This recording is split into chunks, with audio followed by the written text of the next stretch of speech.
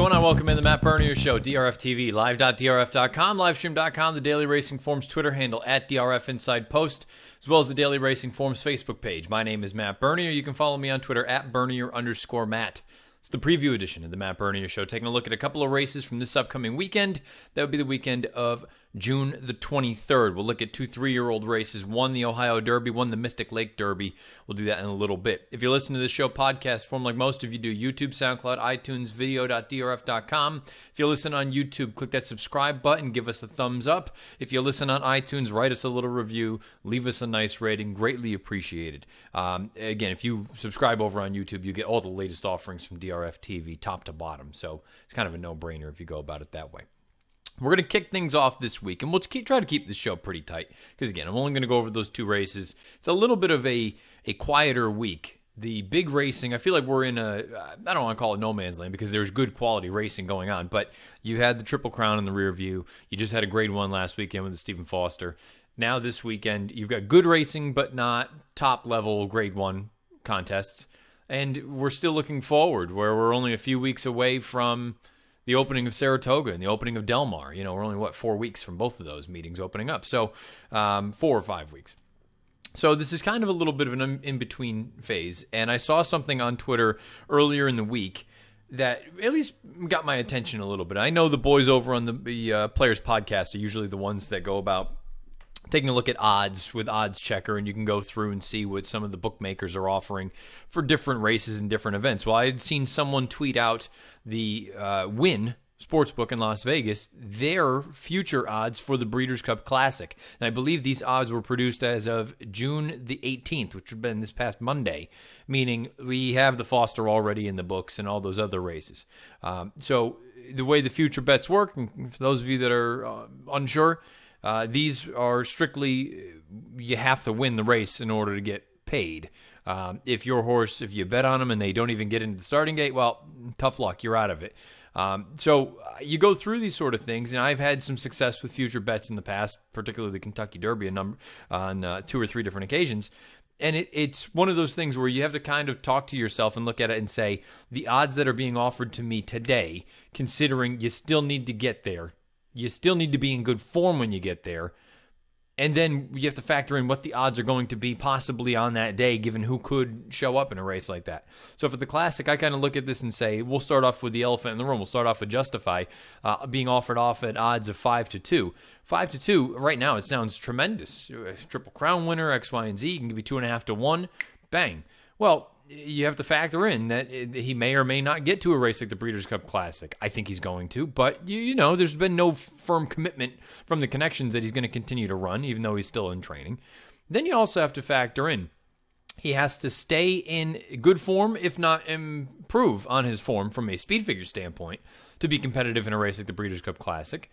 And you have to start weighing in how much do you value that 2.5-1, because come Breeders' Cup Saturday, depending on what the field looks like, and again, this is you trying to project forward and take a educated guess. I mean, I can't imagine him going off in the ballpark of 2-5. So let's say he goes off at 4-5. Is that 1.5 worth making the bet now, 6 months or 5 months in advance? That's something that you need to consider. I think everybody understands the accolades and the credentials that Justify would bring to the table in a race like the Breeders' Cup Classic at Churchill Downs, a racetrack that he's had success over. But again, 5-2, that's no bargain. It's not like we're talking about some giant overlay. To me, 5-2 would be kind of a little bit chilly. So I'm going to go through a couple of horses that I think currently what their odds are offering I would be interested in at this point. I'll give you a reason why. And then I'll give you a couple horses as well that I just wouldn't touch with a 10-foot pole at the numbers that they're being offered at. Now, again, this was produced on Monday, so these numbers could be changed slightly if you happen to be in Las Vegas and you're looking to make a wager. Let's start off. We'll just go right in alphabetical order of horses that I would be interested in at their current odds. Accelerate immediately kind of jumps out to me at odds of 14-1 because I understand John Sadler's history in the Breeders' Cup and shipping out of town and a number of different things. But it just feels like Accelerate has taken his game to the next level. I talked about it in the recap shows when we've gone through and talked about the Big Cap and we've talked about the Gold Cup. It feels like he's just blossomed as a 5-year-old, where he's really just kind of put it all together. 1.25 miles is not a problem for him. He can sit just off. He can finish. I like everything about him right now. At this point, I suppose you need to prove that you can ship around a little bit more, but you can make the same argument for many of these other horses. And at 14-1, if he continues on this trajectory, it sounds like he'll run in the Pacific Classic, and then I would imagine maybe one more prep prior to the Breeders' Cup, or they train him right into the Breeders' Cup Classic. You would have to think about it, and let's just say he ends up with another 110 buyer. He's going to be one of, if not the fastest, older horse in training at those sort of longer distances, as opposed to the middle distances. And if you think it's going to be Justify, and then who's going to be the second choice, I mean, I would venture a guess to say if it's not West Coast, who knows? We'll see what you would get from him wherever, even whenever he shows up again. Accelerated odds of 14-1. I think he's going to be significantly less than that come Breeders' Cup Saturday. If all things go according to schedule, I would venture a guess he'd be in that 6-1 range. So to me, 14-1, you know what? He's in good hands with John Sadler. He's in good form. He's run fast. 1.25 miles is not a problem for him. 14-1, I think, is at least an intriguing number if you were looking to make a wager like this. I think Hofburg at 30-1 is interesting for all the reasons that I've made mention prior about Hofburg. I think he's only going to continue to improve for Bill Mott. I think the distance isn't a problem for him. The Belmont was a little bit disappointing for me. I expected a little bit more, but he didn't run poorly. And again, I think you give him a little bit of time, let him continue to mature, get him back to a better distance. I mean, again, 1.5 miles is not good for anyone. Get him back to 1.25 miles. I think that's where he's really going to flourish. 30-1, I suppose if he doesn't improve over the summer, then maybe 30 is actually accurate. But realistically, I think he's going to improve. I think he's going to get better. 30-1 to me, I think that would be something that you have to think about. I'm going to call him my son, because everyone has pegged him as my son. I think Mendelssohn at 30-1 is really intriguing because they have made it clear that the goal for him is the Breeders' Cup Classic. And it sounds like he's going to have 2 starts over here in the United States. One in the Dwyer coming up in a few weeks at Belmont Park, one in the Pennsylvania Derby, and then the Breeders' Cup Classic. Now, I'm sure people will look at it and say if he doesn't run well in the Dwyer or the Pennsylvania Derby, or both of them, then he can't possibly be considered a Breeders' Cup Classic contender. I will be stunned if this horse does not run in the Classic come hell or high water. I just think, and the other thing too, you need to factor in with an instance like this, he's a bit of a name. People understand. They remember him from the Derby. He would be less than 30-1, I would venture a guess, come that first Saturday in November. So I would look at 30-1 and say, if I like the horse, as I do, and I think the talent is legitimate, that seems like a very fair number because he would probably go off in that 15-1 range come Breeders' Cup time. I mean, keep in mind, he wasn't that far behind the top choice as far as the Kentucky Derby was concerned. I know Justify was just a shade under 3-1, but I believe Mendelssohn was 5 or 6-1. So you got to try to use that as a little bit of a barometer as well. He's a name. People are familiar with the backstory. He would be one that I think would take some money come Breeders' Cup Saturday. I would play him at 30-1, or at least consider it. And another one that I would just throw out there would be Tenfold. Tenfold is currently at odds of 50-1. I know I had said additional distance. I don't know if that's his friend, but I kind of am starting to warm up to him. I think he's going to have a good summer up at Saratoga if that's where they choose to run him, or if they choose to go elsewhere, if they look at races like the West Virginia Derby or the Haskell or wherever else it may be. But Tenfold is at least proving to me anyway that he has the ability to run with the big boys. I think he's an interesting runner going forward. Maybe 1.25 miles is still a little bit far for him. I think that 1 1/8 is really just his wheelhouse. But I think he's interesting. And again, at 50-1, you have to weigh the pros and cons. Would he be 50-1 on the day? It's possible if he doesn't really improve or doesn't make giant leaps forward. But if he does all of a sudden become one of the top 3-year-olds over the summer and wins big races against big horses, then that 50-1 come Breeders' Cup time is probably half that, if not more than half of that. So you'd be looking in that 15-1 range where you could now have him at 50. It's just interesting. Again, things that you got to weigh pros and cons. Horses in order, as far as alphabetically, that I wouldn't touch with a 10-foot pole. Collected at 12-1. I don't know who on God's green earth has taken those numbers on Collected. I don't even know if he's been working out. I haven't heard anything about Collected. But based on what we had seen when we last saw him, 12-1, no shot. And maybe again, these could be numbers and names that I'll look back on like a fool for saying no chance I wouldn't touch him with a 10-foot pole. I wouldn't touch him at the odds given here, and I can't imagine any scenario where I'd be interested in him in November because his recent form is terrible. Good Magic at 12-1, not interested in that whatsoever. Considering he's being offered at 12 and Accelerate's being offered at 14, Accelerate is a much faster horse than Good Magic is right now. He's better suited for 10 furlongs than Good Magic is. Even Good Magic improving over the summer, I don't think all of a sudden he's going to appreciate 10 furlongs. I know he ran second in the Derby, ran really well. 12-1 to me is a poor bet at this point. Arguably the worst bet of the entire card, in my opinion, would be Tappert at 22-1. Just because he seems like he's a grinder. His return at Belmont was no good, and I don't know where he is overall from a form standpoint. Tappert, I have no interest in him. Thunder Snow, I'm interested in, but not at these odds. They're offering him at 12-1, which goes to show, I mean, they clearly, the odds makers out there in Vegas are very, very sharp people, particularly at the win. 12-1, they clearly respect this horse. I know he won the Dubai World Cup over his speed-friendly racing surface, but Thunder Snow, I think he's a very talented horse. He's a Group 1 winner on turf, Group 1 winner on dirt. I think it's a scenario where we didn't get to see what he was capable of last year in the Derby when he threw that bucking bronco sort of exhibition. And the fact that they've pegged him at 12, I think he's interesting. I just wouldn't want him at that price today. 12 on Breeders' Cup Saturday, maybe that's a different story. But given the instance and how this thing works, I wouldn't want him at those numbers. And West Coast at odds of 7-1. West Coast, we still have yet to hear much about him coming back from Dubai. And again, 7-1 just doesn't seem like a very appetizing price right now when, all things considered, you might be able to get that on Breeders' Cup Saturday or somewhere thereabouts. So again, this is just something to throw out there for this middle time of the year. Looking forward, keeping an eye on odds going forward toward the Breeders' Cup Classic. We've got a lot of racing between now and then, but these are the latest odds from the Wynn Casino in Las Vegas.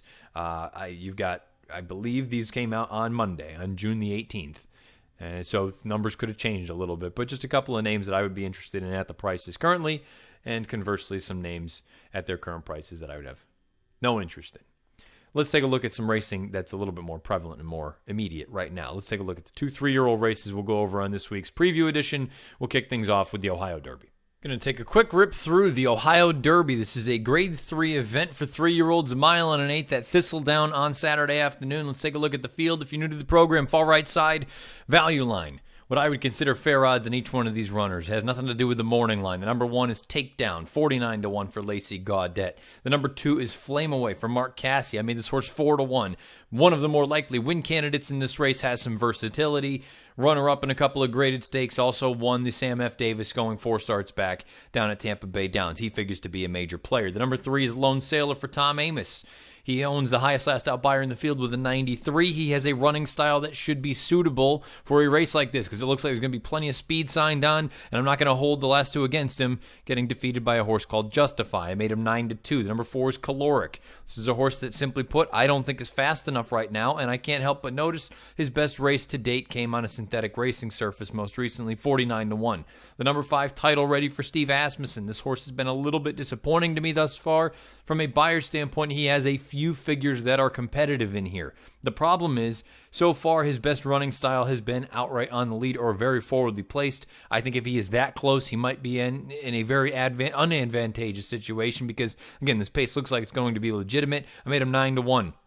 The 6 is Trigger Warning. This is a horse that most recently a winner at Presque Isle. The 88 buyer, very competitive in here. But having said that, the 88 came on a synthetic surface in his dirt races. They're just a little bit on the lackluster side, made him 49-1. The 7 is Diamond King for John Service. Most recently, no match in the Preakness for Justify, for Bravazzo, for Tenfold. But the sloppy racing surface, the way that he was ridden, I thought it was a poor situation, a poor setup, poor ride, and also the fog. I'm just drawing a line through that. Then you're left with some decent races. He really hasn't done a heck of a lot wrong in his career. Made him 5-1. This 8 is Machismo. I gave Machismo a chance in the Bluegrass. He was no good. I didn't really like him wheeling back in the Arkansas Derby. He was even worse. Now you're going to get a fresh horse. Perhaps this is going to be the best version of Machismo you get. He needs to prove to me that he can get back to those races from Gulfstream to be effective. I made him 16-1. The number 9 is Okratos. Okratos was an impressive winner most recently of the Marine up at Woodbine. His 2 most recent starts, thought they were both very, very strong, a little bit on the green side. Problem is, I have no idea if this horse can run on dirt. I'm going to take a wait-and-see approach, 16-1. The 10 is Core Beliefs for Peter Urton. Second in the Peter Pan most recently. He was 3rd in the Santa Anita Derby behind Justify and Bolt Doro. Problem with the Peter Pan, you see horses like Just Whistle and Blended Citizen. They have not come back to do well. Core Beliefs is going to be forward. Thus far, his only victory in 5 lifetime starts, gate to wire fashion. Doesn't seem likely that that's going to happen here on Saturday. Probably going to need to display some sort of a new dynamic. Made him 6-1. The 11 is Dream Baby Dream for Steve Asmussen. Horse is going to come from way out of it. Should get a great pace setup. I've never liked this horse. I think at best I'm going to be using him underneath. Made him 49-1. And the 12 is Last Drop of Wine. No disrespect. Made him 99-1. This horse stretching out from 6 furlongs to 9 furlongs. He was speed going short. He's got to be speed here. And with that outside draw, I think he's going to be on a send mission. I don't like him at all in this spot. But again, he just adds into the pace dynamic of this race. Let's take a look at the pick and the play for me with the Ohio Derby. We're going to go 2 starts back for Diamond King in his most recent victory. This was the stretch run of the Federico Tessio down at Laurel Park. Diamond King, Noble Commander head-to-head after 6 in 113.27 as they swing in. American Lincoln on the outside, still having fun driven, trying to kick down toward the inside. But here is Diamond King and Noble Commander to square off the final furlong. Diamond King, Noble Commander. Diamond King's in front now and moves away. Holland Park's running a big one. Here comes Holland Park with a burst of energy on the outside. Diamond King, Holland Park runs to second. Diamond King from Holland Park, Noble Commander. Then American Lincoln and Takedown. I like that this horse is proven at 9 furlongs. I like that in the career debut he showed that he could sit 2 or 3 lengths off of it. I like in that Tessio that he sat a length off for the beginning portions, let the speed go, and then went and got him. I think this is only going to be beneficial. You get back to a more reasonable sort of level with the competition. You get away from everything with that mess that was at Pimlico that day. I think he's got a big chance in here. Made him 5-1. I will play $25 to win on the number 7 Diamond King at odds of 5-1 or greater in the Ohio Derby. Now let's shift surfaces. Stay with the 3-year-olds. We're going to go over to the turf, a 1-mile event up at Canterbury on Saturday night, the Mystic Lake Derby. Field of 14 signed on for the $200,000 Mystic Lake Derby up at Canterbury Park Saturday night. Race number 5. Let's take them in post position order. The 1 is Curlin's Honor for Cassie and Boulanger. Couple of races back to back. He's put up good competitive buyers. Hate that he's gone back to his left lead in each one of them. Made him 6-1, but I think he's a primetime contender. The 2, No Brag, Just Fact. Horse is a little bit slow on paper, but I like that we've strung together a couple of victories. Think this is a little bit too much for him, 49-1. The 3, Cowboy Creed. No idea how he's going to handle the turf, considering he's never run on it. But if you believe the buyer from the most recent start going a mile at Canterbury on the main track, he is in with a chance. Made him 49-1. The number 4, United Patriot for Diodoro. Going to find out if the turf is actually what he wants to do. Diodoro claimed him 2 starts back. His most recent run was disappointing. That was going 7/8 of a mile on the main track. Now we try to go over to the turf against better horses, 49-1. The 5, Mr. Jägermeister. You want to talk about speed in this race. This horse will be on the front. If he's not, there's a problem because he's stretching out from 6 furlongs on dirt when he just sets blistering fractions. I have no idea, again, if he can handle the turf, but this is where a lot of money is in this entire area up there at Canterbury. Take a shot here. If you believe the buyers that they'll translate, if you think he can get out to the additional distance, he has an interesting sort of outside chance. I'm a little bit dubious. Made him 6-1. They'll have to respect early speed. The horse that they're going to need to beat is the number 6 Captivating Moon for Chris Block. Rock solid. 3 consecutive 88 buyer speed figures against better horses. Maraud, Analyze It, Gadoo, Untamed Domain. You name it, they're in there. The question now is an 88 going to be good enough to get it done, or do you think he takes a step forward here? Made him 5-1 on Saturday night. The 7 is Hard Boot coming in from Southern California for Michelle Delassie. I think this is an interesting horse. I like what he did 2 starts back in the Silky Sullivan. Considering the slow pace that he had to run at in Snow Chief, I thought that was a good effort most recently on June the 2nd. I think he's in here with a big chance considering the pace and the likely setup that he'll get. Made him 6-1. The 8 Navy Armed Guard made him 49-1 for Joan Scott, a winner most recently on Synth. A little bit slow on paper, needs to improve. The 9 WW.